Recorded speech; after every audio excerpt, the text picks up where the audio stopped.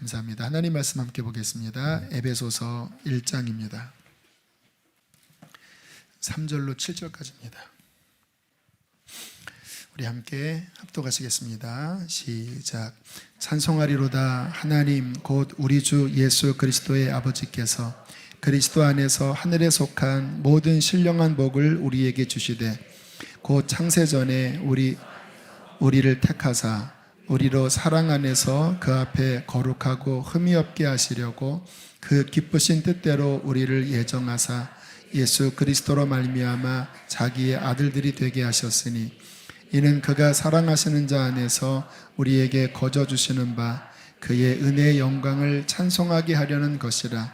우리는 그리스도 안에서 그의 은혜의 풍성함을 따라 그의 피로 말미암아 속량 곧 죄사함을 받았느니라. 아멘. 제가 신앙생활을 할 때 굉장히 중요시 여기는 것은 성경에서 가르치는 대로 하나님을 믿는 것입니다. 여러분들은 당연한 거 아닙니까? 라고 말씀하실지 모르지만 그렇지 않아요. 성경이 두껍잖아요. 성경을 들여다보면 하나님께서 우리에게 원하시는 신앙생활의 그림이 그려져 있어요. 66권 전체를 통해서, 특별히 신약 성경 안에. 거기에는 성부, 성자, 성령님이 나오고 또 십자가, 부활이 나오고 또 구약에는 율법이 나오고 하나님께서 신앙의 그림을 그리실 때 어떠한 것은 이 위치에 가고 어떠한 것은 이 위치에 가고 성령론은 이 위치고 또 예수님의 십자가 복음은 이 위치고 이러한 질서와 균형을 주셨거든요. 신앙생활을 할 때 그 하나님께서 말씀하신 그 그림만큼 신앙생활을 해야 잘하는 것입니다. 예를 들어서 두 번째에 있는 것을 첫 번째에 올려서도 안 되고요. 첫 번째에 있는 것을 세 번째에 내려서도 안 되고요. 또 부분을 전체로 만들어서도 안 돼요. 저는 어릴 때 이렇게 그림 따라하는 거를 제법 잘했습니다. 지금도 생각해보면 그때가 한 5살, 6살 때였는데 이렇게 피노키오랑 거기에 이렇게 배짱이 있잖아요. 그거를 이렇게 책받침에 있는 그림을 아무튼 제 기억으로는 거의 비슷하게 그렸어요. 근데 저희 형님은 5년이 더 나이가 많았는데 저보다 못 그렸습니다. 아까 어릴 때만 천재 났다고 그랬는데 그때 기억이 나요. 그대로 따라 그리는 거예요. 그대로. 제가 이번 주에 그 몇몇 분과 함께 신앙적인 상담을 나누게 되었습니다. 근데 제가 그분들의 이야기를 들으면서 제가 갖고 있는 이 지금 말씀드린 생각이 얼마나 중요한지를 다시 한번 느꼈어요. 다 귀한 공동체에서 신앙생활을 하셨는데 보니까 이렇게 치우쳤더라고요. 어떠한 면이. 그러니까 성경에서 보여주는 그림 그대로가 아니라 한 부분만 너무 극대화가 된 거예요. 또는 어떠한 면은 가려버린 거예요. 그러니까 분명히 그곳에서 은혜도 받고 어떤 치유도 경험한 것 같지만 그러나 그 불균형 때문에 어떤 신앙적인 어려움을 겪으셨다고 하는 이야기를 들었습니다. 물론 저도 부족하지만 제가 저 자신의 신앙생활도 그렇고요. 우리 수지선한 목자교회를 이끌어가면서 끊임없이 제가 6살 때 그 피노키오와 배짱이 그림을 그대로 그리듯이 성경에서 말씀하신 그대로를 계속 수지선한 목자교회 안에 구현하려고 하는 이 마음과 태도는 하나님이 기뻐하시는 것이라는 생각이 들었습니다. 선교 같은 것도 그래요. 저희 교회가 선교를 강조하잖아요. 물론 선교 공동체는 아닙니다. 저는 목회자입니다. 그러나 왜 선교를 강조하냐면 예수님께서 부활하신 다음에 제자들에게 하신 명령은 땅끝까지 복음을 전하여 선교 완성을 이루라고 말씀하신 거예요. 그래서 선교를 강조하는 겁니다. 성령님도 그렇고 말씀도 그렇고 복음도 그렇고요. 자, 그런데 우리들이 신약 성경을 보면 복음은 주로 신약에 나와 있거든요. 특별히 신약 가운데서 로마서부터 쭉 서신서가 나옵니다. 서신서는 뭐냐면 사도들이 이제 교회에게 준 편지예요. 그 편지 안에는 어떻게 신앙생활을 해야 하는지 구체적으로 기록된 것이 서신서이지요. 복음서는 예수님의 일대기이지만 서신서는 구체적인 신앙생활의 교본입니다. 서신서를 보면 중요한 문장이 나옵니다. 빈번하게 나와서 우리들이 그냥 집중하지 않아요. 그러나 집중해야 될 문장이 나와요. 오늘 읽은 본문에도 벌써 몇 번 그 문장이 이 짧은 5절 안에 몇 번 나왔어요. 제가 한번 강조해 볼게요. 한번 잡아보세요. 찬송하리로다 하나님 곧 우리 주 예수 그리스도의 아버지께서 그리스도 안에서 하늘에 속한 모든 신령한 복을 우리에게 주시되 곧 창세전에 그리스도 안에서 우리를 택하사 우리로 사랑 안에서 그 앞에 흠이 없게 하시려고 그 기쁘신 뜻대로 우리를 예정하사 예수 그리스도로 말미암아 자기의 아들들이 되게 하셨으니 이는 그의 사랑하시는 자 안에서 우리에게 거저주시는 바 그의 은혜의 영광을 찬송하게 하려는 것이라. 우리는 그리스도 안에서 그의 은혜의 풍성함을 따라 그의 피로 말미암아 속량 곧 죄사함을 받았느니라. 거의 매절마다 이 문장이 들어있죠. 뭐지요? 그리스도 안에서. 제가 아까 말씀드렸잖아요. 성경에서 강조하는 거는 그대로 강조해야 된다고. 이 짧은 5절 안에 매절마다 반복하고 있습니다. 그리스도 안에서 우리를 택하셨고 그리스도 안에서 하늘에 속한 모든 신령한 복을 주셨고 그리스도 안에서 속량 곧 죄사함을 받았고. 여러분, 이 그리스도 안에서라고 하는 이 문장 안에 신앙의 핵심 키워드가 들어있습니다. 열쇠예요, 열쇠. 우리는 그냥 지나치기 쉬웠지만 이거는 하늘의 보고를 여는 열쇠입니다. 여러분이 주님 만나는 문이 있죠. 하나님을 어떻게 만납니까? 막 기도원도 가고 또 이런저런 훈련도 받잖아요. 그런데 기도원을 간다고 하나님 만나는다고 보장할 수 없지요. 뭐 훈련을 받는다고 또 하나님 만난다고 보장할 수 없지요. 그 핵심 하나님 만나는 문을 여는 열쇠는 뭐냐면 그리스도 안입니다. 그리스도 안. 하나님 아버지를 만나는 문은 곧장 하나님을 만나는 게 아니에요. 그리스도를 통하여 하나님 만나는 거예요.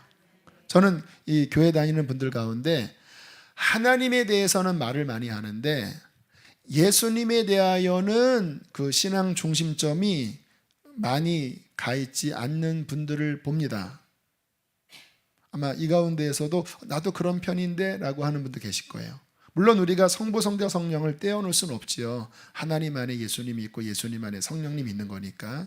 그러나 성경은 분명히 말씀하고 있어요. 어떻게 하나님을 만나는가? 죄인된 우리가 그냥 곧장 하나님께 나아갈 수 없다고 말씀하세요. 하나님은 그리스도 예수 안에 계셔서 세상과 자신이 화목해 하셨다고 말씀하세요. 나로 말미암지 않고는 아버지께로 갈 수 없는 거예요. 그래서 정통으로 하나님 아버지를 만나려면 그리스도 안에서 만나야 돼요. 예수님의 십자가 안에서. 얼마 전에 어떠한 형제를 만났습니다. 창조에 대한 이야기도 하고 또 본인은 교회를 잘 다니진 않지만 하나님을 마음속에 믿는데요. 본인에게는 신앙이 있대요. 근데 교회는 여러 가지 본인 안에 맞지 않는 게 많아서 참 고민이 많대요. 그러나 본인은 하나님 믿는데요. 계속 하나님 이야기를 하시더라고요. 한 가지를 질문하고 싶었습니다.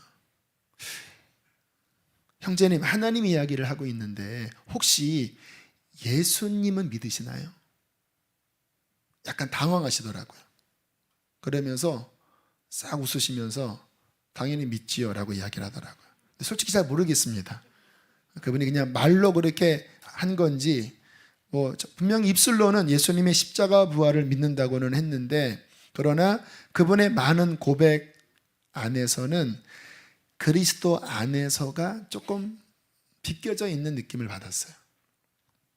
여러분, 하나님을 만나서 구원 얻는 열쇠는 그리스도 안에서예요. 제가 늘 간증한 것처럼 저도 어릴 때 수련회 때 어떤 하나님의 콜링을 받았어요. 그것도 하나님을 안 만났다고는 할 수 없어요. 분명히 콜링을 받았으니까. 그러나 정통으로 제가 하나님을 만나 거듭난 것은 예수 그리스도 십자가를 만날 때였습니다. 그 십자가 안에서 나를 부르시는 그 하나님의 자비의 초대를 예수님의 복음 안에서 만났을 때 비로소 성령이 내 안에 들어오셨고 제 영혼이 구원을 받았어요.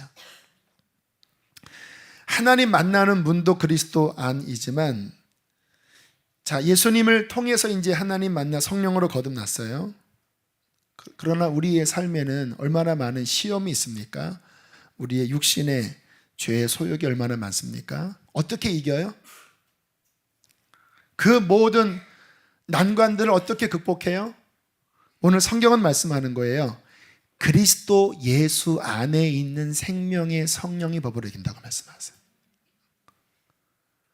우리가 예수님 안에서 하나님 만나 거듭났어요. 생명을 얻었지요. 그러나 그거는 출발이잖아요. 이제 주님 나라 가기까지 뱀과 전갈이 우글거리는 이 광야를 걸어가야 합니다. 수많은 화살들이 날아오고 또 나의 이 본성은 끊임없이 옛날 애굽으로 돌아가려고 하잖아요. 어떻게 이기죠?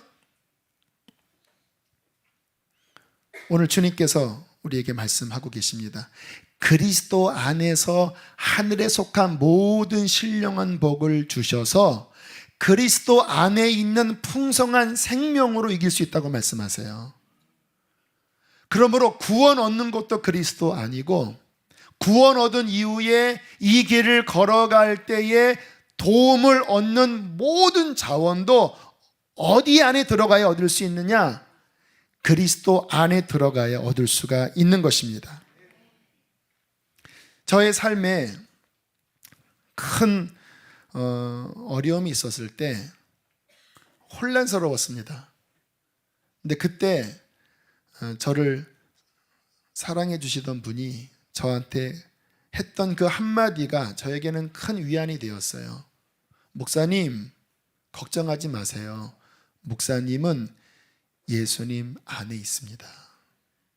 근데 그 전에는 너무 혼란스럽고 이거 어떻게 해야 되나 갈 바를 알지 못했는데, 왜 내게 이러한 일이 생겼는가 의문이었는데, 그 한마디, 당신은 그리스도 예수 안에 지금 있습니다 라고 하는 이야기를 하시는 순간 갑자기 상황이 딱 정리가 되더라고요. 이 모든 것은 우연이 아니구나.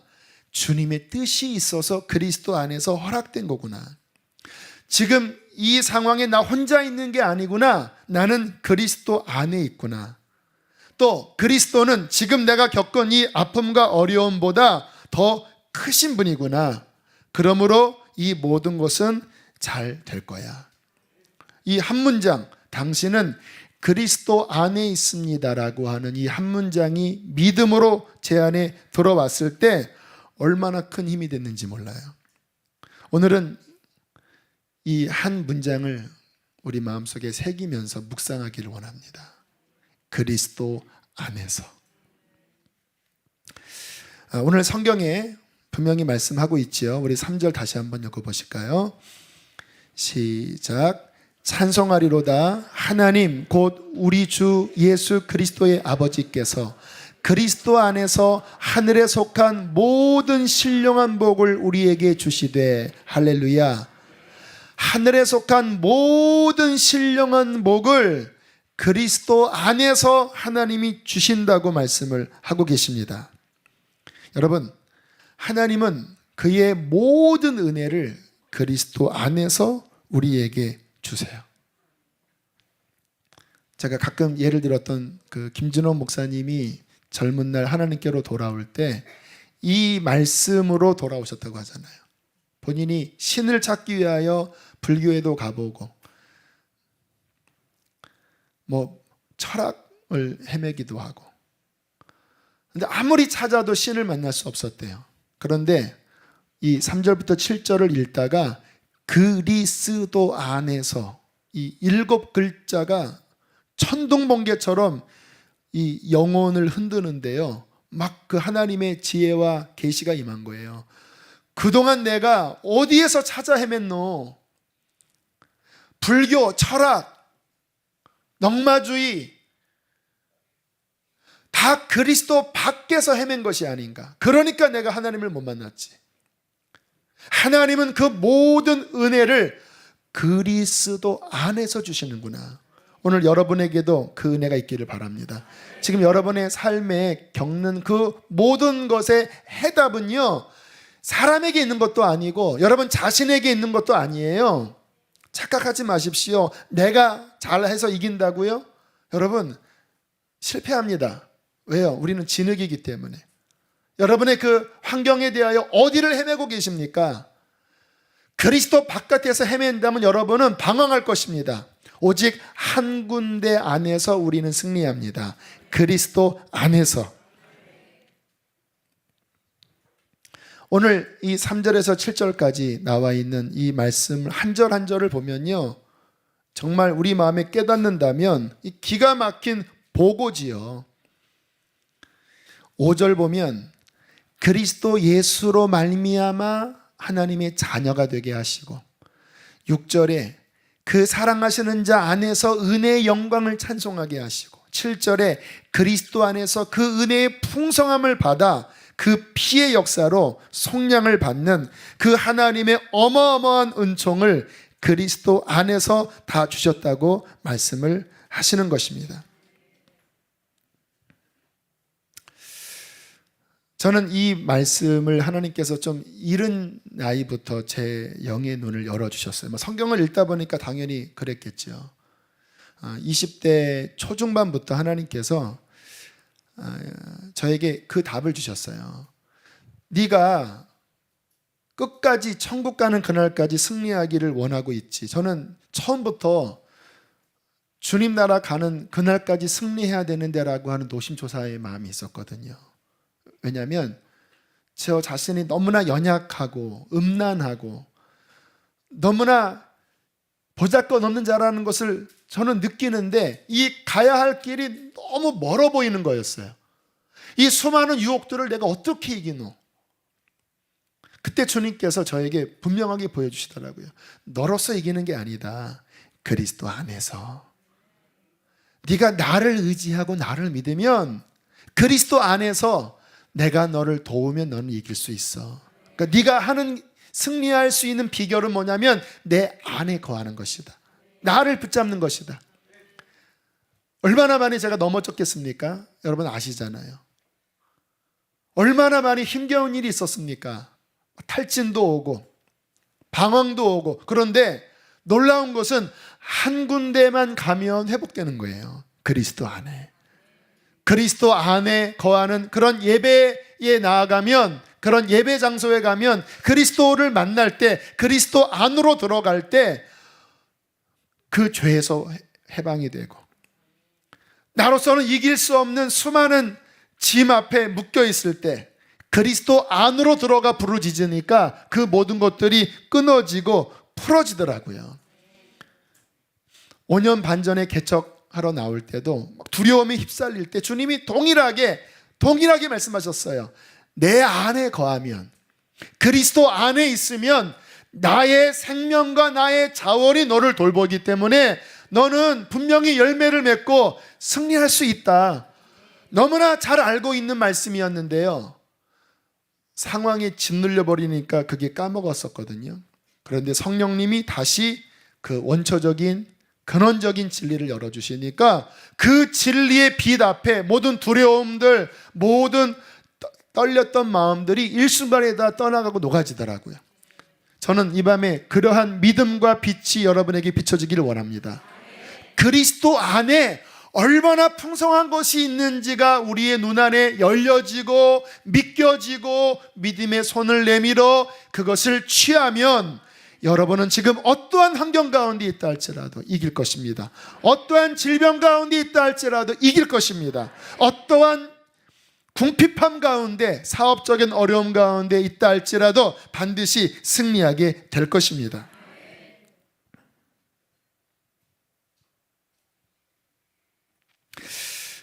성경을 통독을 저는 열심히 했다고 말씀을 드렸죠. 그 성경을 제가 왜 통독하라고 강조하냐면, 자주 드리는 말씀이에요. 내 중심에서 어떤 한 구절의 은혜를 받는 것도 참 귀하다고 할 수 있어요. 다 그런 말씀으로 우리가 약속의 말씀을 얻지요.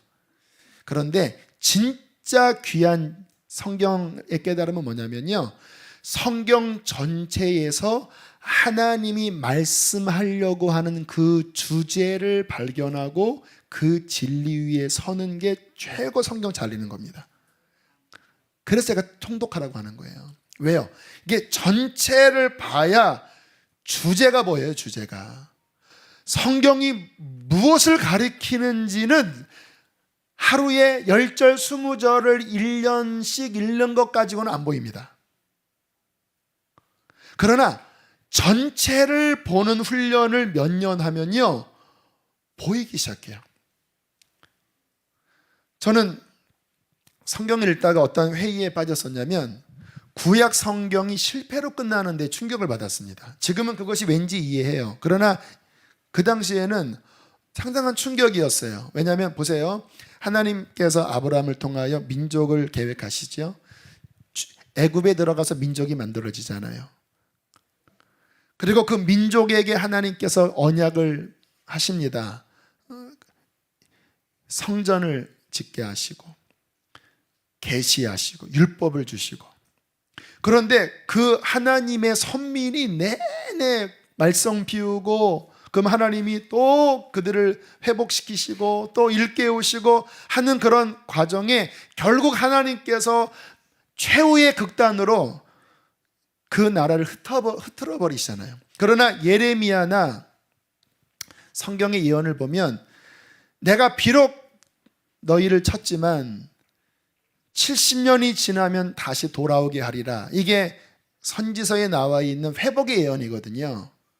그리고 그 예언대로 바벨론의 포로로 끌려갔다가 정말로 70년 만에 돌아왔고, 그리고 무너진 성전을 다시 재건합니다.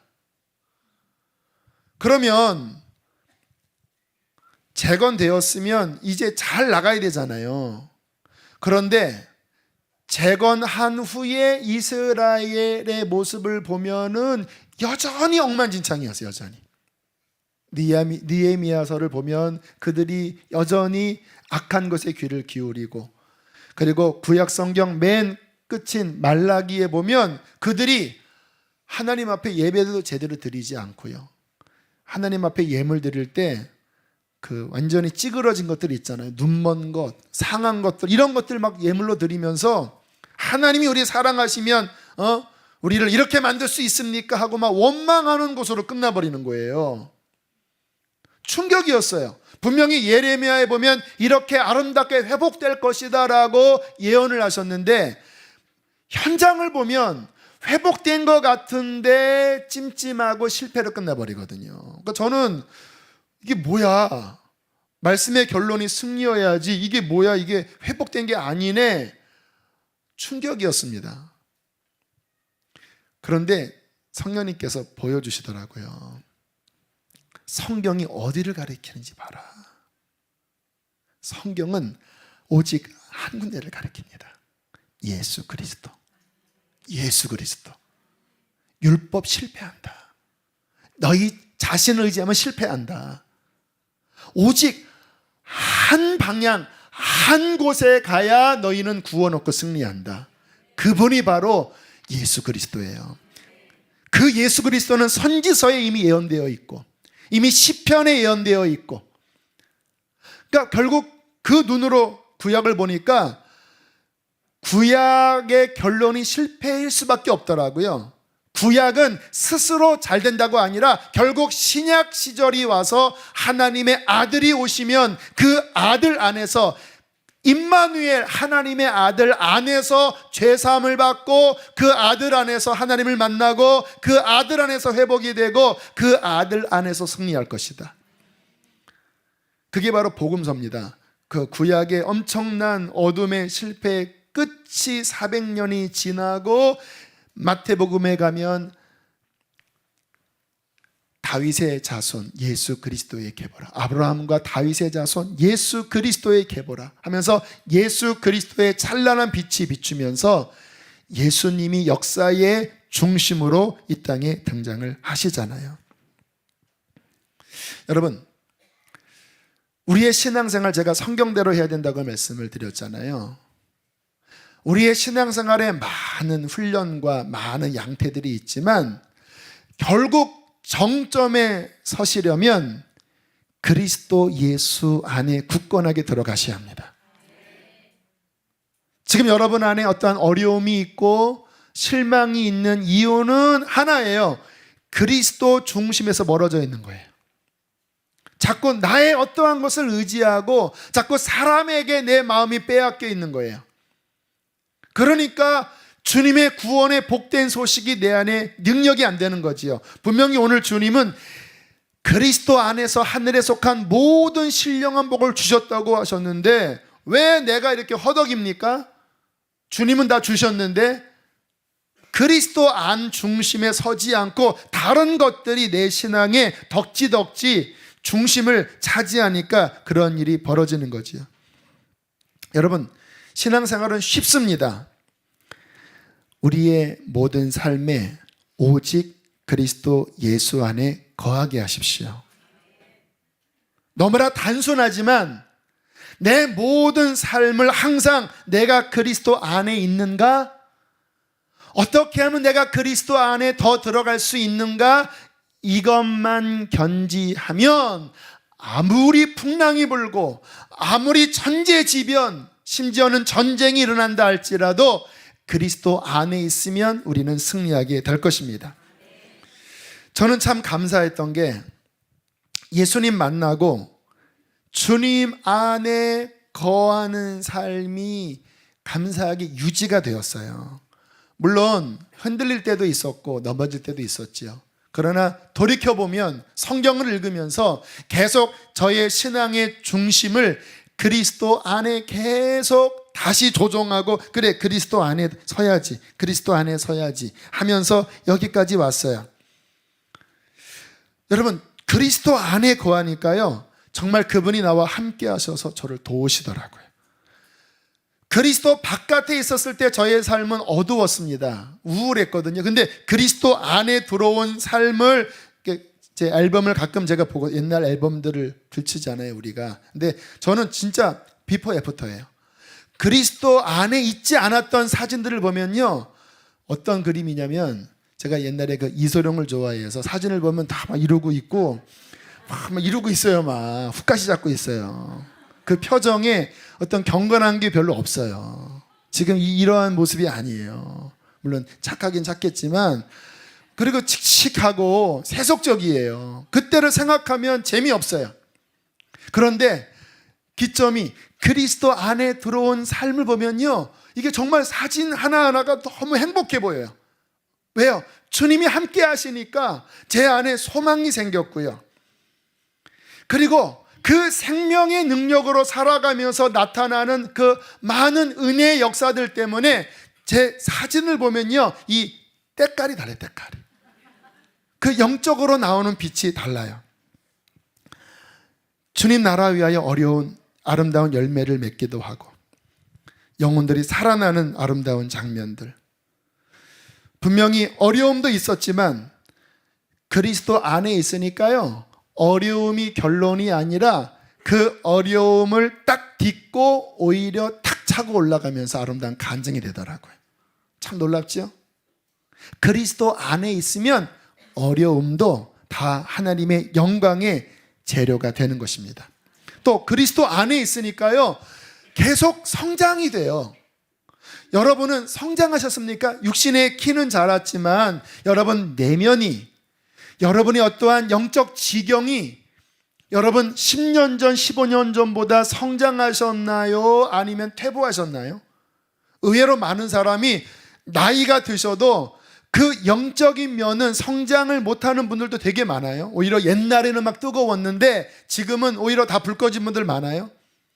왜요? 주님 안에 거하는 삶을 지키지 못해서 그런 것 같아요. 그러나 아무튼 저는 많이 흔들리고 어려웠지만 그래도 다시 주님 안에 거하고 주님 안에 거하니까 제 내면을 바라보고 제 영적인 환경을 바라보면은 분명히 그때보다 지금 더 뿌리가 깊게 내려 있고 더 나무가 더 아름들이 더 두꺼워지고 더 가지가 더 퍼져 있고 더 아름다운 열매들이 맺혀지고 있습니다.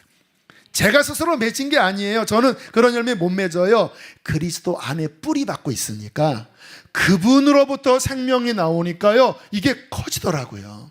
할렐루야. 제가 계속 그리스도 안에 있으면 그 하나님의 영광을 위하여 의의 나무가 되어 가지를 더 뽑게 될 것입니다. 더 놀라운 열매가 맺혀질 거예요. 이거는 교만한 말이 아니에요. 내가 스스로 맺는다라는 게 아니에요. 그리스도 안에 뿌리를 받고 있으면 그의 진액이 나의 생명이기 때문에 그분은 분명히 승리하게 할 것이라는 것입니다. 여러분, 지금도 제 삶의 1순위는 뭐냐면요, 주님 안에 거하는 거예요. 금요 성령 집회 말씀을 준비를 할 때 예전에는 되게 스트레스를 많이 받았지만 요즘은 그 정도로 받지는 않아요. 그러나 아무튼 마음을 이렇게 동이고 어떤 시간부터 한 4시간 정도를 이곳에서 이렇게 엎드려서 기도하고 하면, 이제 성령 집회는 제가 기도하면서 방언 기도하면서 말씀을 준비하거든요. 그러니까 뭐 이 에너지 자체가 기도하지요, 그리고 집중하지요, 쓰지요, 또 막 부르짖지요, 또 영적으로 막 싸워 나가지요 라고 하니까 이게 꽤 많은 에너지가 들어가는 거. 또 무릎을 이렇게 꿇고 있으니까 물론 기도 의자가 있지만 발이 되게 저려요. 나중에는 너무너무 저려요. 그래서 육신은 좀 피하고 싶은 마음도 솔직히 있어요. 그런데 저는 요즘 어떻게 하냐면요, 주님, 육신은 여기 너무 힘들지 않냐라고 이렇게 저를 당기려고 할 때 저는 곧장 이렇게 고백합니다. 주님, 저는 이러한 시간을 통하여 주님 안에 있는 게 좋습니다. 무슨 의미인지 아시겠어요? 몸은 저리고 힘들지만 신경은 곤두서서 스트레스가 있지만, 그러나 이 시간을 통하여 내가 그리스도 안에 머문다면 내가 원하는 건 주님 안에 거하는 거니까 얼마나 행복합니까? 제 삶의 1순위는요 사역이 아닙니다. 여러분 아세요? 제 삶의 1순위는 실은 여러분도 아니에요. 제 삶의 1순위는 주님 안에 있는 것입니다. 그분을 누리고 그분의 오늘 말씀하신 하늘에 속한 모든 신령한 복을 저의 이 작은 영혼 그릇 안에 더 채우고 더 채워서 이 땅에 하나님의 영광을 드러내는 그런 주님의 귀한 도구가 되기를 원합니다. 여러분에게 묻겠습니다. 여러분은 그리스도 예수 안에 살고 계십니까? 깊이 질문하셔야 돼요. 내 삶에 그리스도 안에 거하는 것이 분명하다면 우리의 삶은 이미 승리한 것입니다. 그리고 무슨 일이 와도 걱정하지 마세요. 빌립보서에 뭐라고 말씀합니까? 이렇게 말씀합니다. 나는 비천에 처할 줄도 알고 풍부에 처할 줄도 알아. 모든 일 곧 배부름과 배고픔과 풍부와 궁핍에 또 처할 줄 아는 일체의 비결을 배웠노라. 내게 능력 주시는 자 안에서 내가 모든 것을 할 수 있느니라. 여러분, 그리스도 안에 있으면요, 풍부해도 가난해도 비천해도 또 어떤 영광이 드러나는 그런 위치에 있어도 그 어떠한 것도 상관없이 우리는 넉넉히 이길 수 있어요. 왜냐하면 그리스도 안에 있으면 그분이 능력을 주시니까. 그래서 무엇이든지 감당할 수 있어요. 또 그리스도 안에 있으면요, 좋지 않은 일이 우리 안에 닥친다 해도 그리스도 안에 있으면요, 주님은 그것을 바꾸어 복이 되게 만드십니다. 그래서 그리스도 안에 있으면 모든 것이 다 복이에요. 어둠도 복이고 질병도 어떤 면에서는 복이에요. 왜요? 그리스도 안에 있으면 그분이 그 모든 것을 다스리고 역사하기 때문에. 오늘 우연히 그 박종호 형제의 찬양을 우연히 들었어요. 여러분, 박종호 형제 아시죠? 그 이렇게 덩치 크신 이렇게 분이 계세요. 한국의 파바로티라고 하는 분인데, 참 목소리가 너무 좋으신 분이에요. 근데 또 어떤 면에서 보면 좀 거칠기도 해요. 이렇게 간증 들어보면은 좀 이렇게 거칠기도 하지만 참 중심이 귀한 분이에요. 그런데 이분이 작년에 간암 몇 기인지 모르겠어요. 심각한 간암 선고를 받고 작년에 간 이식 수술을 받으셨더라고요. 간 이식 수술이 굉장히 지난번 필립노 집사님 통해서 본 것처럼 쉽지 않은 그런 수술이거든요. 막내딸인가 딸을 통하여 이식 수술을 받았으니 또 굉장히 마음 아파하시더라고요. 근데 이번에 그분 영상을 보니까 몸무게가 너무 빠진 거예요. 35kg가 빠졌대요. 완전히 홀쭉, 진짜 배가 하나도 안 나오고 진짜 홀쭉한 모습, 좀 불쌍하시더라고요. 머리도 막 이렇게 하얗고. 그래서 이분 참 어떻게 이렇게 살이 빠질 수가 있을까? 이게 그냥 몸이 이게 옷이 헐렁한 옷을 입고 나오신 거예요. 찬양 집회하러. 그런데 그분의 간증과 찬양을 잠깐 들으면서 제가 깊은 영혼의 울림이 있었습니다. 그렇게 말씀하시더라고요. 간 이식 수술을 할 때 그 의사 선생님들이 굉장히 힘들 거다라고 이야기했대요. 수술 이후에 정말 참기 힘든 고통이 올 것이다. 그래서 너무나 두려운 마음에 하나님 앞에 기도했고 또 많은 중보자들의 기도를 받았는데, 정말 이분은 신기하게 보통 중환자실에 열흘 이상 있어야 되는데 그날 중환자실에서 나왔고, 묵인실에 있으면서 정말 하나도 아프지 않았는데 이렇게 가만히 있으면 수많은 사람들의 중보기도가 본인 주변에서 이렇게 스물스물 올라가는 어떤 영적 환상도 봤대요. 근데 너무나 안타까운 것은 본인의 딸은 굉장한 고통을 겪게 되었다고 하더라고요. 그런데 그 묵인실에서 열흘간 딸의 고통의 소식을 듣고 또 본인은 하나님의 은혜로 고통이 없는 이 가운데 그 딸의 아픔 때문에 너무 괴로워하다가 아마 본인이 지은 찬양 같아요. 얼마나 아프실까 하나님 마음은 인간들을 위하여 아들을 십자가에 내어. 그 찬양 옛날 찬양이거든요. 그 찬양이 떠오르면서 그렇게 울면서 하나님의 그 아픈 마음도 느끼고 그 딸의 고통 때문에 하나님 앞에 중보하는 그러한 시간을 가졌다고 이렇게 간증을 하시면서 그 찬양을 부르겠다고 하시더라고요. 제가 오늘 그 찬양을 보여줄까 하다가 그냥 말았는데, 근데 이 찬양을 이렇게 부르는데요, 그전에도 굉장히 찬양을 잘하시는 분이세요. 목소리가 너무 좋으니까 또 영감도 있지요. 그런데 이번 같은 이러한 깊은 울림은 제가 이분 찬양 중에 처음 느낀 거예요. 얼마나 깊은 데서부터 그 하나님의 아픔, 하나님의 사랑, 이러한 것들이 그 영혼 깊은 데서부터 울려 나오는지 전율, 소름이 돋더라고요.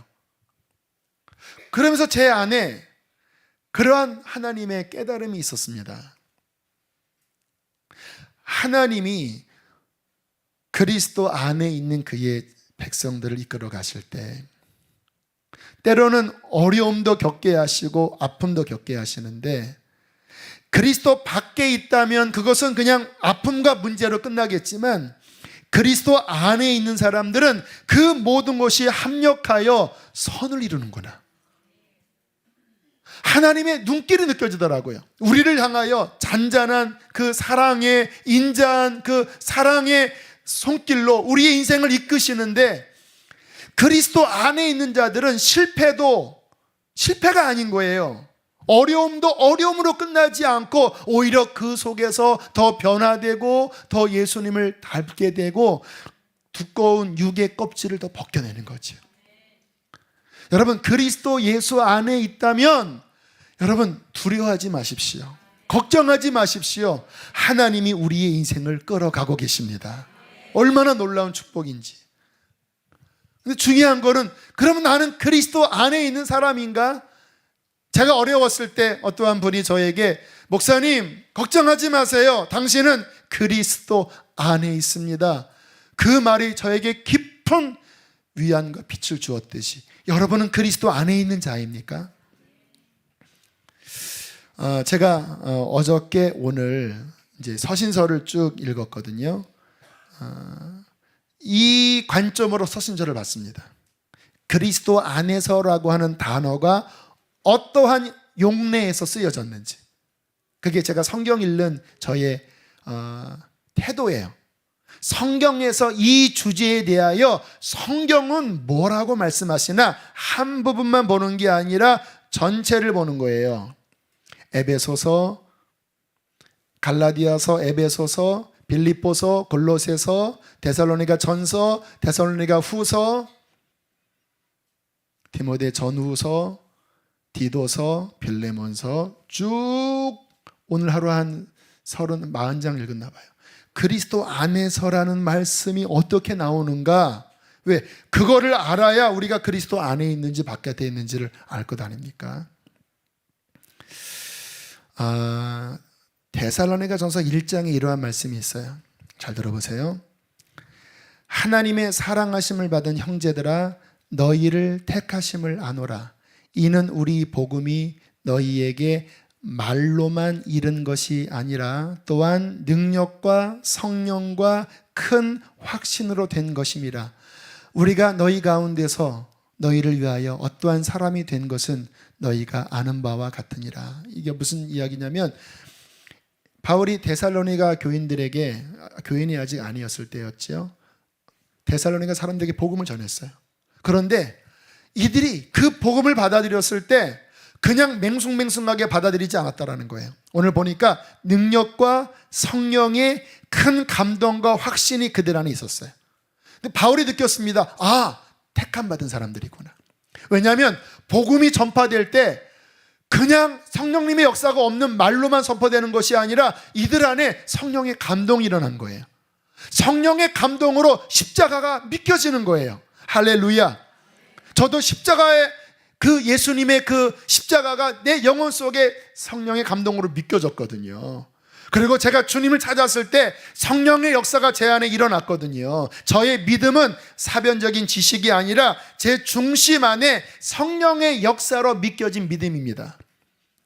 근데 바울이 뭐라고 하는지 아세요? 하나님의 사랑하심을 받은 형제들아, 이러한 것들을 보니 너희를 택하심을 나눠라. 너희는 그리스도 안에 있는 자이다. 여러분, 아마 이 밤에 나온 대부분의 분들은요, 기뻐하십시오. 그리스도 안에 있는 분들이에요. 우리에게 복음이 왔을 때 누군가는 그 복음이 역겹고 거북스럽고 또 내 삶에 아무런 의미가 아닐 수 있어요. 아마 세상의 대부분의 사람들은 그럴 거예요. 그런데 왜 여러분에게는 복음이 왜 심정을 쳤습니까? 왜 회개가 일어났지요? 왜 십자가가 여러분 중심에서 믿겨졌지요? 왜 성령의 역사가 일어났지요?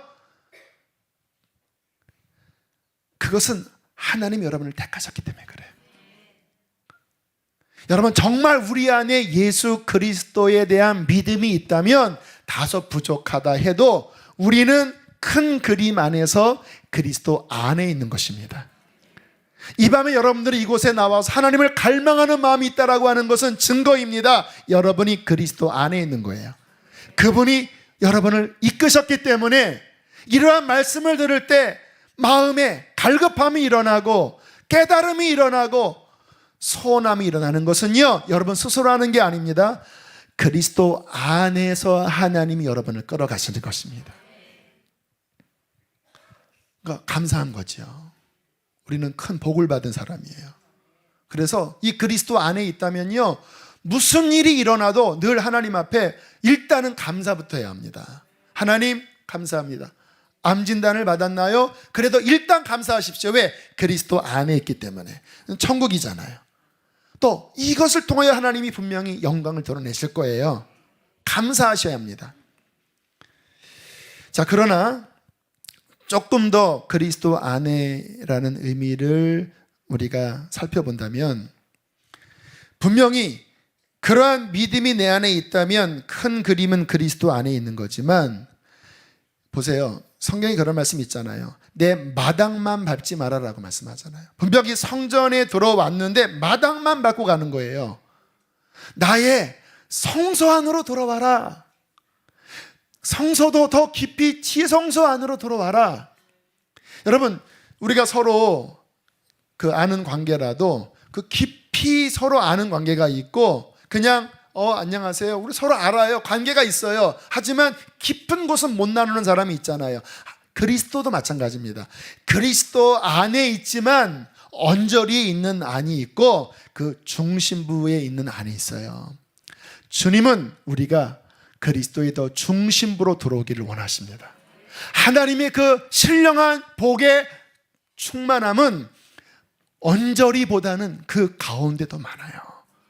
정말로 우리를 승리하게 하고 변화시키는 그 알짜배기는 그리스도의 그 중심 안에 있어요.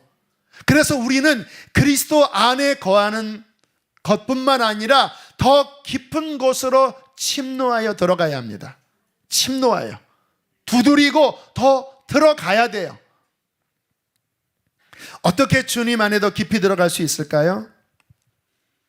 여러분, 중요한 거는요, 우리가 그분과 나 사이에 인격적인 관계에 순종이 있어야 돼요. 보세요. 아까 말씀드린 십자가가 믿겨지고 성령 세례가 임하여 예배에 감동이 있고 주님 안에 있는 거잖아요. 근데 우리의 평상시 삶에서 우리는 자꾸 하나님을 까먹고 그냥 내 생각대로 사는 게 되게 많아요. 그리스도 안에 더 깊이 거하는 삶은요, 어떠한 거냐면 우리의 모든 삶에서 계속 그리스도 중심으로 주님께 여쭈셔야 돼요. 주님, 어떻게 할까요? 지금 이렇게 해야 되나요?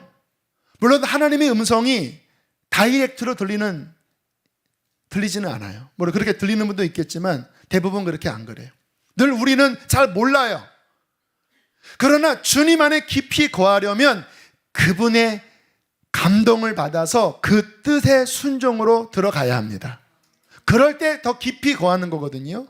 근데 그러려면 어떻게 됩니까? 내 생각을 비우고 계속 성령님께 그 안에 거하기를 원하는 마음으로 이 영역에, 이 일에 구하셔야 돼요. 주님의 뜻이 무엇이에요? 이렇게 해야 됩니까? 왜요? 내 생각대로 가면 주님 안에 있지만 분명히 등지게 되는 거니까. 이 빛이 임하지만 등지면 빛이 안 오잖아요. 그 빛을 바라보고 더 이렇게 안에 나가야지 빛이 임하는 거 아닙니까? 저는요, 그 부분에 하나님께서 훈련시켜 주신 게 계속 어떠한 영역이, 물론 안 그런 영역도 많이 있지요. 제가 드리는 말씀에 저는 좋은 면을 지금 간증하는 거니까 다 그런 건 아니에요. 외식하고 싶지 않아서 이렇게 이야기하는 거예요. 그러나 굉장히 많은 부분에 주님께 여쭈어요. 왜요? 주님 안에 더 깊이 들어가려고. 이 영역에 내 뜻대로 가면 안 되니까. 그래서 주님, 어떻게 해야지요? 어떻게 해야지? 하고 귀를 기울입니다. 헷갈려요. 하지만 계속 여쭤요. 지난달쯤에 무슨 일이 있었냐면, 이제 저희 교회 부목사님이 안 계시잖아요. 한 분이. 한 분을 더 모시기 위해서, 일단 여러분 잘 들으세요. 하나님의 일을 할 때 너무 신비주의로 가지 마세요. 우리가 할 것들은 해야 됩니다. 그래서 이제 감리교 그 게시판에 그 구인란에 목사님 모집합니다라고 이렇게 올렸어요. 굉장히 많은 숫자의 이력서가 왔습니다. 이제 그 중에서 한 4분 정도를 이렇게 선정을 하고 이제 이틀에 걸쳐서 면접을 받습니다. 다 한 분 한 분 귀한 분이지만 우리 교회가 좀 유별난 것 같아요. 그냥 보통 그러한 일반적인 교회의 칼라와는 좀 다르게 교인들이 막 사모하고 또 막 이런저런 큰 교회에서 다 훈련들을 받으셔서 그래도 어느 정도는 좀 훈련이 된 분, 그리고 제가 갖고 있는 지금 말씀드린 이러한 관이 있잖아요, 관. 그래도 여기에 잘 부합되는 분이 와야 어렵지 않으니까. 또 신학적인 생각이 또 많이 다를 수 있거든요. 오히려 우리 같이 생각하는 경우가 또 많이 없기도 해요. 좀 우리 교회가 좀 유별난 교회입니다. 뭐 그렇다고 뭐 특별하게 더 좋다고 하는 의미는 아니고, 아무튼 칼라가 그래서 되게 이제 심사숙고를 한 거예요. 근데 이제 마지막 쭉 보면서 그래도 조금 나이가 젊으시지만 이분을 그냥 이렇게 선정을 해서 한 몇 년 잘 더 이렇게 세워드리면 뭐 그렇게 해야지 않겠나. 왜냐하면 더 이제 구하기가 사람 알아보기 어려우니까 이제 그랬어요. 그런데 제가 마지막으로 부목사님들한테 여쭤봤습니다. 다 면접을 같이 봤거든요.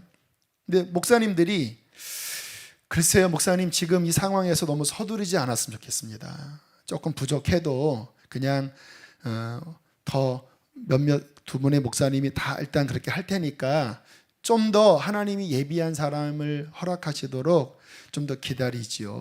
뭐 그런 이야기를 하시는데 제 안에 수긍이 됐어요.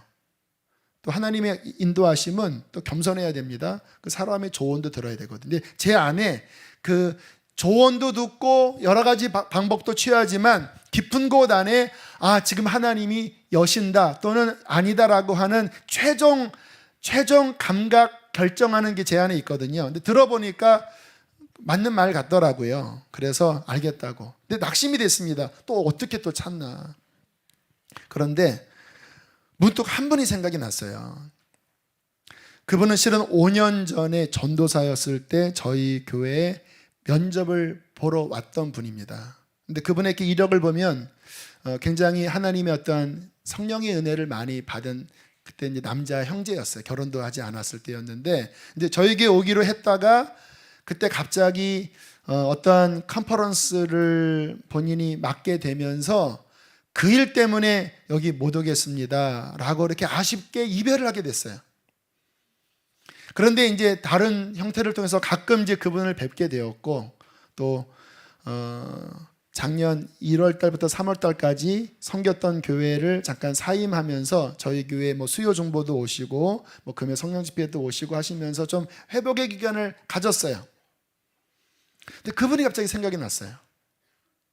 그래서 제가 카톡으로 그냥 한번 혹시 모르니까 지금 우리 교회가 이런 상황인데 한번 이력서를 넣어보세요. 마음 주시면 넣어보세요 라고 딱 보냈어요. 근데 그분은 지금 다른 데서 사역을 하고 계셨는데 긍정적으로 알겠습니다. 목사님이 그렇게 이야기하신 거 보니까 주의 뜻이 있을지 모르니까 기도해 보겠습니다 하고 열흘을 기도하시고 답을 주셨어요. 하나님이 허락하시는 것 같습니다. 그리고 그 이력서, 우리 교회 그 이력서가 되게 까다롭거든요. 성령론은 어떤 건지, 구원론은 어떤지, 그런 경험은 있는 건지, 그게 진짜인지 거의 막 취조하듯이 굉장히 뭐 퍼스펙티브즈에서 뭐 굉장히, 왜냐하면 너무 중요하더라고요. 근데 딱 이력서가 왔는데요, 이게 완전 우리 교회랑 딱 맞는 분이 오신 거예요. 근데 이제 또 이렇게 하면은 또 사람은 또 다 부족한 면이 있으니까 에이 아니네 하면 안 되는 건데, 아무튼 그런데요, 그저께 이제 저랑 그 가정과 면접을 잠깐 봤는데 그런 이야기를 하더라고요. 본인이 조금 이렇게 딜레마에 빠져 있었대요. 그러면서 마음에 선교단체에 있으셨는데 내가 목회를 배워야 하는데, 그러면서 수지선한 목자교회 가면 좋겠다. 그리고 잠이 드셨대요. 근데 꿈속에서 어떤 옥상에서 저랑 이야기하면서 제가 그 목회에 대하여 서로 이야기를 나눴대요. 그리고 그분은 이 교회에 자리가 있습니까? 그런 대화를 딱 깼대요. 다음날 이게 무슨 꿈이지? 근데 그날 제 카톡이 간 거예요. 그날. 그리고 야, 이게 하나님의 인도하심이구나. 그렇게 해서 그저께 이야기를, 화요일날이군요. 화요일날 이야기를 나누고 이제 다음 주 토요일날부터 교회에 오셔서 4월 첫째 주 주일부터 이제 부임을 하게 돼요. 뭐 나이는 30대 중반이시지만 이력을 보면 그 성령님에 대한 분명한 경험이 있고, 또 제가 외치는 어떤 회개와 그 구원관에 대하여 이분이 그러더라고요. 제가 그 구원관과 성령론 이야기에서 기분이 좋았대요. 왜냐하면 본인도 늘 그 부분을 안타깝게 여겨서 본인이 섬겼던 곳에서 사람들을 일깨우고 회개를 시키고 진정한 믿음이 무엇인지를 늘 외치는 그런 사역하면서 청년들이 일어나고 학생들이 일어나고 하는 그런 사역들을 했는데, 본인이 어느 교회에 가면 이러한 것이 안 맞으면 어떡하나 해서 가기가 늘 애매했대요. 그런데 제가 원하는 생각도 그 생각인데 하나님이 귀한 만남을 허락해 주신 거예요. 물론 사람은 또 겪어보면 또 몰라요. 100%는 없어요.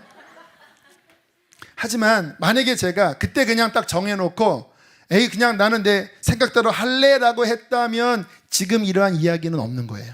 물론 또 오신 분도 좋았겠죠. 왜? 사람은 언제나 여러 면이 있으니까. 그러나 제 마음에 끊임없이 마음을 비우고 이게 지금의 이 상황에서 주님 인도해 주십시오. 하나님이 나를 인도하실 줄로 믿습니다.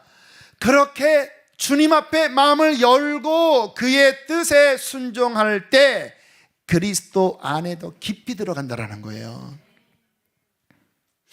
어제 있었던 일입니다. 그 얼마 전부터 어떠한 자매님이 이제 저 신월동에 사신다고 하는데 애절하게 한번 만나달라고 그 메일을 보내셨어요. 근데 그 내용에 보니까 굉장히 이분 삶에 이렇게 어려운 가정 안에 아프고 힘든 것들이 많은데, 목사님 좀 만나서 나의 진로에 대하여, 이 어려움에 대하여, 또 저희 어머님의 이 낙심에 대하여 좀 속 시원하게 이야기를 해달라고 하는데 막 마음이 너무 힘든 거예요. 왜냐하면 어떻게 그 복잡하고 어려운 것들을 제가 잠깐 만나서 제가 무슨 재주가 있다고 얘기를 하겠습니까? 저는 이미 설교에 다 이야기해요. 그러니까 제가 메일을 그냥 씹었습니다. 이렇게 답을 안 보냈어요. 답을. 그랬더니 그 다음날 또 메일을 해서 목사는 왜 안 보셨나요? 꼭 답장을 주세요 해서 또 씹었어요. 이렇게. 왜냐면 너무 힘든 거예요. 우리 교인 이것도 힘든데 이 힘든 거를 내가 무슨 얘기를 하나. 근데 3번인가 4번 계속 막 눈물 흘리면서 막 보내는 거예요. 근데 기도해, 하나님 솔직히 저는 무슨 답을 해야 될지 저는 몰라요. 근데 주님께서 만나라는 마음을 주더라고요. 만나라. 그렇게 어려운 사람들을 만나라. 그래서 예 알겠습니다. 답을 보냈습니다. 무슨 요일? 그러니까 어제 목요일 10시 반까지 오십시오 했더니 감사합니다 하면서 그 멀리서 버스를 타고 또 여러 대중교통으로 30분 일찍 어머니와 같이 오셨더라고요. 그래서 제 사무실에서 이제 말씀을 하시라고 했더니 그런 여러 가지 어려움을 이야기하는데 제가 속으로 기도했습니다. 하나님, 저는 대답 못합니다. 주님께서 제 입술을 통해서 말씀하십시오. 무슨 말인지 아세요? 그리스도 안에서. 그리스도 안에서. 저는 모릅니다. 그리스도 안에서. 그런데요, 이렇게 질문을 하면요, 술술 나오는 거예요. 술 막 답이 막 거의 막 그 대치동의 그 유명 강사처럼 막 술술술 이거는 술술술 이거는 이거고 첫째 둘째 셋째 이거 적적 하는데 그냥 술술술 그냥 뭐 이게 제가 하는 게 아니더라고. 그분이 얘기하다가 나중에는 더 이상 질문할 게 없네요 그러시더라고. 그런데 그게 그냥 말로 끝난 게 아니라 성령님이 충분히 그 안에 답이 무엇인지 주시고 또 어떤 소망과 위로를 주시더라고요. 뭐지요? 그리스도 안에 들어가는 거예요. 모든 영역 안에 내 생각으로 나 이거 싫어, 나 이거 안 할래, 나 이거 못해, 이렇게 여기서 끝나면 그게 어떻게 그리스도 아닙니까? 그리스도 안에 있으면서도 여전히 그리스도 안에 깊이 못 나가고 자아의 불신앙, 자아의 어떠한 생각에 갇혀서 못 나가는 거예요. 그러니까 하늘에 속한 모든 신령한 복을 못 먹지요. 그러나 그 영역 안에 그리스도 안에 문을 열고 주님 나의 지혜입니다. 주님 나의 도움입니다. 주님 당신의 주권을 인정합니다. 그렇게 열면 주님은 그 순간 우리와 함께 하시고 그의 승리로 우리를 붙잡아 주시는 것입니다. 여러분, 주님 안에 깊이 거하시길 원하시나요? 계속 주님 바라보세요. 그리고 그분을 좀 인정해 주십시오. 이 영역에서 나는 답이 없지만 그분은 답이 있습니다. 나는 일로 가고 싶지만 그분의 뜻이 있어요. 그리스도 안에 깊이 거하는 삶은 내 뜻을 내려놓고, 내가 한다 못한다 내려놓고, 나는 이것이 옳다 이것이 그르다 내려놓고, 오직 그리스도 안에서 그의 마음을 구하고 그의 뜻을 바라보고 그에게 귀를 기울이고 그 안에 들어가십시오. 그를 따라가면 그분의 평강과 은혜가 우리의 삶을 도우실 것입니다. 저는 비틀거렸지만, 연약했지만 주님이 제게 주신 은혜가 뭐냐면요, 저는 연약한 사람이라는 걸 제가 늘 알거든요. 그러니까 제가 어떠한 상황에 제가 결론을 잘 안 내리고 있어요. 잘 귀를 기울여 들으세요. 어떠한 상황에 제가 결론을 잘 안 내리고 있어요. 왜냐하면 저는 막내였거든요. 그래서 늘 형님 또는 누님, 그리고 뭐 심부름 시킬 때도 어머니가 막내니까 저를 시켰죠. 그러니까 저는 늘 어떤 그 위치가 제가 이렇게 주도해서 제가 결론 잡는 위치가 아니었고 늘 따라가는 위치였어요. 네? 이렇게 해야 되나? 그러니까 어떤 면에서는 좀 줏대도 없죠. 왜냐하면 늘 내 안에 결론이 없으니까. 그런데 가만히 성경을 보면요, 하나님이 그러한 사람들을 주로 택하시더라고요. 가만히 보세요. 연약한 사람들. 왜 7 다윗의 그 형제들 중에서 왜 막둥이인, 왜 존재감도 없잖아요. 그 아들 데려오라고 했는데 까마득해 잊었잖아요. 다 왔는데 막둥이랬잖아요. 제 안에는 제 생각이 옳고 내 생각이 결론이다라고 저는 확신이 없어요, 솔직히. 그래서 저는 속에서 끊임없이 주님 어떻게 하지요? 주님, 이 상황에서 주님의 답은 무엇이지요? 주의 마음이 무엇이지요? 계속 여쭙고 귀를 기울이는 훈련을 해온 거예요. 처음에는 내 육신의 생각대로 해봤죠. 이게 주님의 뜻인가? 어거지로 이렇게 그냥 합리화도 시켜봤죠. 이게 아니었구나. 주님이 인도하실 때 그래, 이러한 마음이야. 성령님이 감동하시면 그래, 이러한 감동이야. 성경을 읽어보니까 이게 하나님의 뜻이야. 제가 왜 성경을 읽냐면요, 제 복잡한 생각이 꽉 차 있으면 실패하더라고요. 그러니까 저는 이 말씀을 계속 다운로드 하는 거예요. 말씀이 나를 다스리도록. 왜 제가 목회할 때 제가 어떤 그림을 안 그리는지 아세요? 저는 자신이 없어요. 그러니까 계속 말씀 맥락 그대로를 계속 다운로드하고, 그래, 말씀이 이렇게 했으니까 요 영역은 요 부분이야. 그래, 요거야. 말씀은 요거야. 계속 기도하면서 주님 어떻게 해야지요? 주님, 저 모르게 저 바보 같아요. 주님 알려주세요. 이거는 어떻게 해야지요? 뭐 다른 거다가도 주님께 여쭙습니다. 주님, 이거는 해야 되는 게 맞나요? 나는 맞는 것 같기도 하고 안 맞는 것 같기도 하고, 주님 주의 뜻이 무엇인지 알려주시기를 바라옵나이다 하면서 딱 서류를 딱 주 앞에 올려드려요. 이렇게. 그러면 주님께서 때로 또 영감을 주세요. 그런 거구나.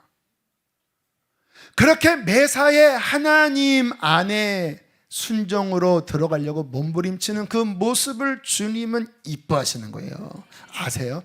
주님 우리가 막 대단하고 그런 걸 좋아하시는 게 아니고요, 막 나라를 살리고 막 남북 통일을 이루고 막 하면서 막 이순자고 칼을 막 차고 이런 것들을 하나님이 막 대단하다 하시는 게 아니라, 어린아이처럼 모든 일에 내 생각을 비우고 내가 하려는 것 내려놓고 어린아이처럼 겸손히 하나님, 나는 바보예요. 나는 그리스도와 함께 못 박혔지요. 주님이 나를 못 박히게 하셨을 때 내 생각, 내 판단, 내 오름, 나의 어떠한 기호 다 같이 못 박은 거잖아요. 그리고 오직 그분의 뜻을 따라가려고 귀를 기울이고 여쭙고 하기 싫으면, 제가 그 상담했던 분에게 그런 이야기를 했어요. 목사님의 이야기가 참 답이라는 생각이 드는데 저는 작심삼일입니다. 뭐 하면 오래 못 가요. 어떡하지요? 그러더라고요. 또 막 답이 술술 나오더라고요. 바로 그겁니다. 바로 그거. 그치요? 우리 못하지요? 작심삼일이지요. 저는 어떻게 하냐면요, 이게 하나님의 뜻인데 하기 싫고 막 포기하는 그런 마음이 있으면요, 그대로를 주님께 드립니다. 주님 보십시오. 저는 이렇게 작심삼일입니다. 저는 이렇게 더 이상 할 수 없습니다. 하기 싫습니다. 이 모습을 주님께 드립니다. 나를 구원하여 주십시오. 그게 구원자잖아요. 막 의지가 강해서 그 강력한 의지로 하면 그런 사람만 승리하게 해요.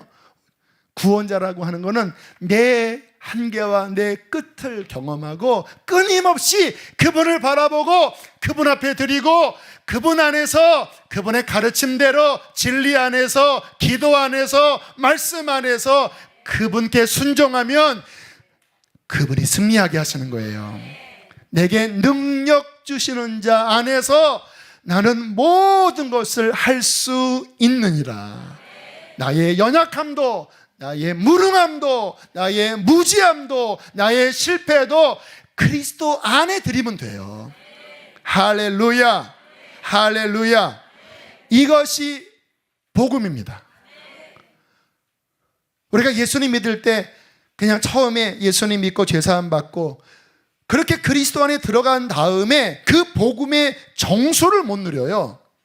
여전히 내 생각, 내 판단, 내 뜻 여기에 막 또 허덕여요. 그러니까 풍성하질 않아요. 복음은 처음도 그리스도 아니고 가는 길도 그리스도 아니고 승리하는 것도 그리스도 아니고 결론도 그리스도 아닙니다. 바울이 로마서 복음을 쭉 설명하면서 7장에 그 인간의 한계를 막 선언하잖아요. 오라 나는 곤고한 사람이로다. 내 육신에 선한 것이 거하지 않은 줄 아노니 원함은 내게 있으나 그것을 실행하는 힘은 없도다. 이 사망의 몸에서 누가 나를 건져낼까?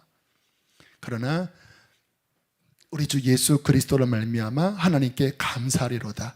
내 마음으로는 하나님의 법을 섬기고 내 육신으로는 죄의 법을 섬긴다. 무슨 말이냐요? 여전히 내 육신은 죄를 좋아한다는 거예요. 그러나 내 중심은 하나님을 갈망해요. 그럼 어떻게 해야 돼요? 로마서 8장 1절 그러므로 누구든지 그리스도 예수 안에 있는 자에게는 결코 정죄함 실패가 없나니 이는 그리스도 예수 안에 역사하는 생명, 은혜, 능력, 성령의 법이 죄와 사망의 법에서 너를 해방하였습니다. 여기에 강조하는 게 뭔지 아세요? 그리스도 예수 안에 있으면 이긴다라는 거예요. 오늘 이 밤에 그리스도 안으로 더 깊이 들어가십시오. 내 생각 다 내려놓고 그냥 훌 벗고요. 그냥 그리스도 안에 들어가서 다 던져버리십시오. 그리스도의 생명의 능력이 오늘 우리를 일으켜 세우시고 승리하게 해 주실 것입니다.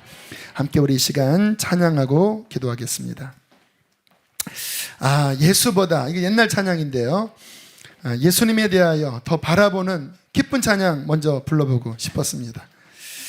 예수보다 더 좋은 친구 없네. 우리 어린 친구들은 잘 모르겠지만 또 옛날 복음성가도 또 배워볼 필요가 있어요. 우리 함께 힘차게 박수치며 예수님 바라보고 그분의 신실한 친구 되심을 찬양합시다.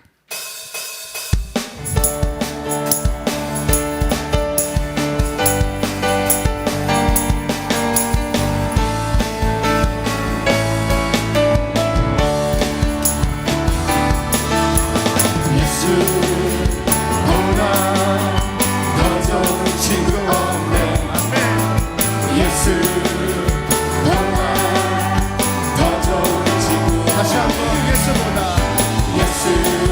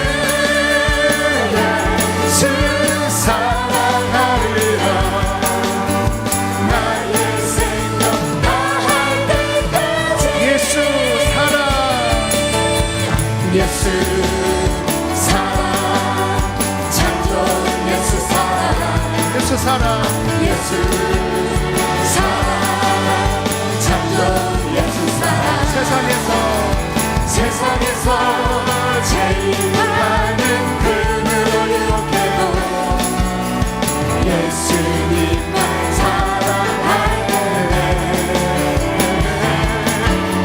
세상에서 제일 높은 명예를 준다 해도 예수님만 따라가겠네.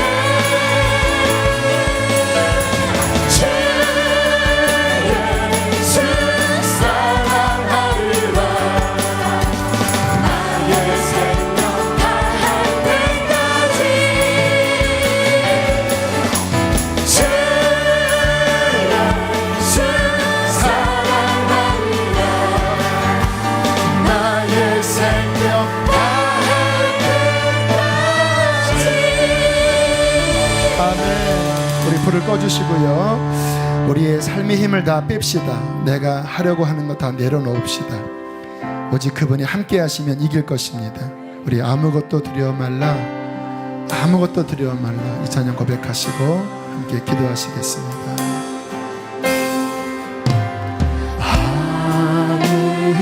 아무것도 두려워 말라,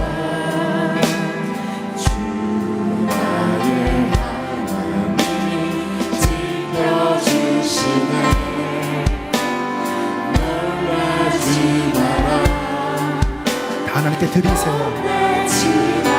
있는 모습 그대로 드리세요. 주님 나를 지켜주시네. 내 맘이 힘에 겨워, 내 맘이 힘에 겨워 지칠지라도 주님 나를 지켜주시네. 세상의 험한 불파 몰아칠 때도 주님 나를 지켜주시네. 주님은 나의 산성, 주님은 나의 산성, 주님은 나의 요새, 주님은 나의 소망, 나의 힘이 되시. 내 맘이 힘에 겨워 지칠지라도, 내 맘이 힘에 겨워 지칠지라도 주님 나를 지켜주시네. 나를 지켜주시네. 세상의 험한 풍파 몰아칠 때도, 세상의 험한 풍파 몰아칠 때도 주님 나를 우리 영혼에서 끌어오르는 목소리로 선포하세요. 주님은 나의 산성, 주님은 나의 산성, 주님은 나의 요새, 주님은 나의 소망, 나의 힘이, 나의 힘이 되신 여호와. 여러분 내 힘으로 하려는 것 다 내려놓으세요. 그리스도 안에 들어가면 됩니다. 실제로 주님은 여러분의 힘이십니다. 실제로 주님은 여러분의 삶을 도우실 것입니다. 그리스도 안에 들어가면 능력 주시는 자 안에서 무엇이든지 다 할 수 있어요. 믿으시길 바랍니다. 그리고 오직 하나, 그리스도 안으로만 담대히 진격해 들어가십시오. 이 시간 기도하실 때 주님 내가 의심했었습니다. 내가 주님을 바라보지 않았었습니다. 이제 그리스도 안에 들어갑니다. 내 생각, 내 판단, 나의 교만, 나의 욕정, 나의 의심 다 내려놓겠습니다. 주여 내게 믿음을 더하여 주시고 주님의 풍성한 은혜로 일어나게 하여 주시옵소서. 주여 세 번 부르고 기도합시다. 주여